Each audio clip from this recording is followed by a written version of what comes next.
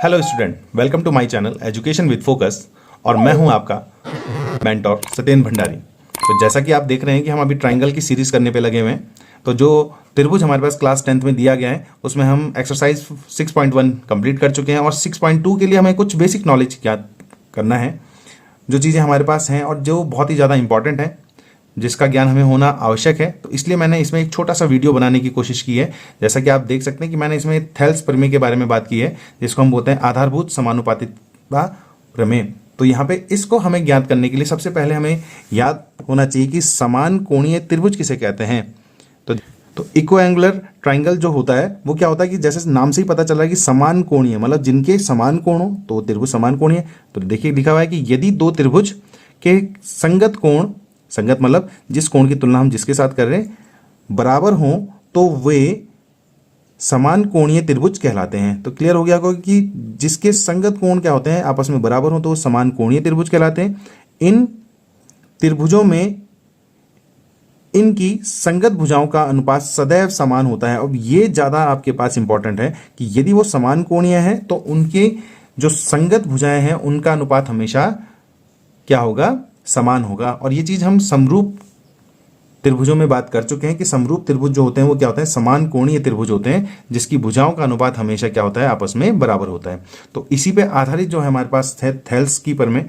Thales की प्रमेय हम जो बात करें उसको हम कहते हैं कि आधारभूत समानुपातिकता प्रमेय। अब इसमें जो थेल्स नामक दार्शनिक हुए हैं, गणित के बहुत बड़े दार्शनिक हुए हैं, उन्होंने एक प्रमेय इस प्रकार से दी जिसके आधार पर हम ये बता सकते हैं कि यदि किसी एक ही त्रिभुज की बात करें, यदि हम किसी एक ही त्रिभुज की बात करें तो उस स्थिति में क्या हमारे पास होता है। तो देखिए पहले हम पढ़ लेते हैं, तो उसके बाद हम आपको इसमें आगे की तरफ बताने की कोशिश करेंगे। देखिए लिखा हुआ है कि इस प्रमेय के कथन के अनुसार यदि किसी त्रिभुज की एक भुजा के समांतर, अर्थात कौन सी भुजा हमने ले रखी है, बी सी समांतर अन्य दो भुजाओं को भिन्न भिन्न बिंदुओं पर प्रतिच्छेद करने के लिए एक रेखा खींची जाए तो ये अन्य दो भुजाएं एक ही अनुपात में विभाजित हो जाती हैं।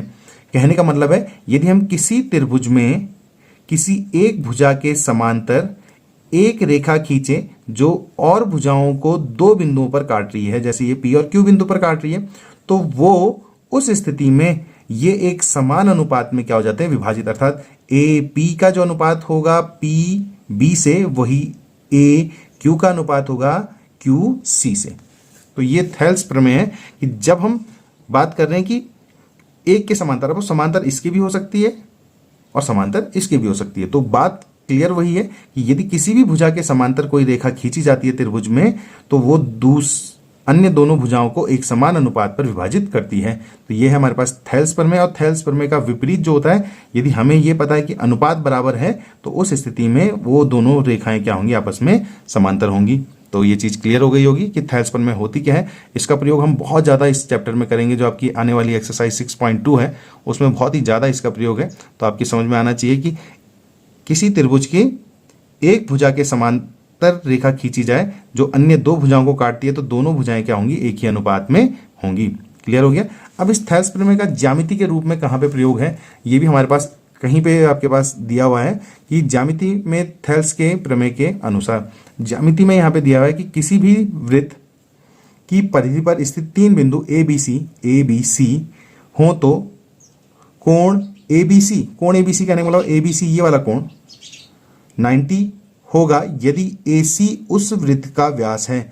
यदि ये हमारे पास तीन बिंदु इस प्रकार से दिए हैं किसी वृत्त में कि B बिंदु पर क्या बन रहा है, 90 का कोण बन रहा है, तो उस स्थिति में जो B को छोड़ करके दो अन्य बिंदु हैं A और C, इससे होकर के जाने वाली रेखा क्या होगी, एक व्यास से होकर के जाने वाली रेखा, या हम बोल सकते हैं कि उसके केंद्र से होकर के जाने वाली रेखा होगी।